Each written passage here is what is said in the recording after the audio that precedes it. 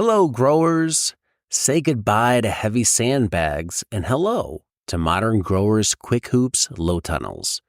Protect your plants from pests, wind, rain, and frost without the hassle of sandbags or flimsy hoops. Our patented design eliminates the need for clamps and ropes, while the unique wire system keeps covers secure yet easily accessible. Tested in the strong winds of New Zealand for over 20 years, Quick Hoops are light, strong, portable, and versatile. Most importantly, they're designed for field use. These aren't some lightweight system that only looks great in a greenhouse. Our hoops are designed to last in harsh field conditions. Use them with any covering to grow year-round and safeguard your crops.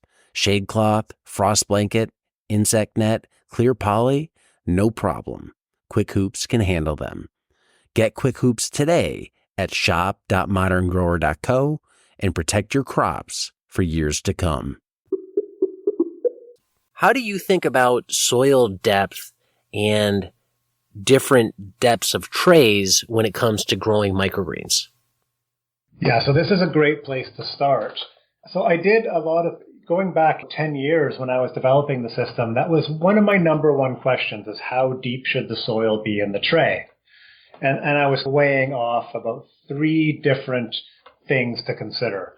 So number one is the bigger your tray, the more soil it's going to take. So that's going to increase the cost. The tray size, the dimensions stay the same, but the amount of soil you use is more. So the follow-up question to that is, well, with more soil, do you get a higher yield? And in fact, you do get a higher yield. And the higher yield probably is valued more than the extra soil you put in. So it's still a net gain. And then the third thing that you consider is the more soil you have, the more water that crop can hold. There's more space to store water. So you've got an advantage in having, say, a 2.5 or 2.25 inch tray over a 1.25 inch tray. Now that said, the volume thing kept coming up in my mind about how much soil I use in that. And there's a couple reasons for that. So one is the Food Peddlers was operating on an urban site. And that meant there was less room for storing the soil and for the spent soil after the trays had been grown and needed to be composted. And so while having more soil in the trays potentially increases the yield per unit area and probably reduces the risk of drought or any water problems, the overriding factor for us was that we only had so much room for storing soil, for bringing in soil, because keeping in mind when you buy soil, you're not just buying the soil, but you're paying for the shipping, which would mean we'd be getting it shipped in more, and that would be a bigger cost. But yeah, space was a very big issue. So we take a hit on the yield theoretically, but we're spending less money on soil that way. And now I'm going to make a quick comment on yield here. This question comes up a lot in consults, in just random email questions, and I see it on forums a lot. And the question is, what yield can you expect from X, Y, or Z crop? And one of the things you need to think about with yield in any crop is the balance or the quality of the crop relative to the yield. What I mean by that is I've produced trays of sunflower that produce, 1.2, even up to 1.5 kilograms of sunflowers from a 10 by 20 tray. The yield is huge, but it's not a very good product.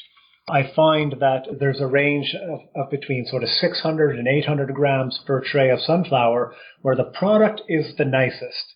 The firmness and texture is the nicest. The flavor is the nicest. The stem length, the leaf size ratio is the nicest.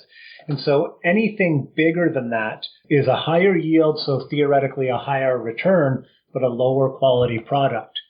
So going back to the idea of a deeper tray giving you more yield, because I actually don't need more yield to get the product I want, that deeper tray doesn't give me an advantage, and so spending that extra money on the soil doesn't make sense.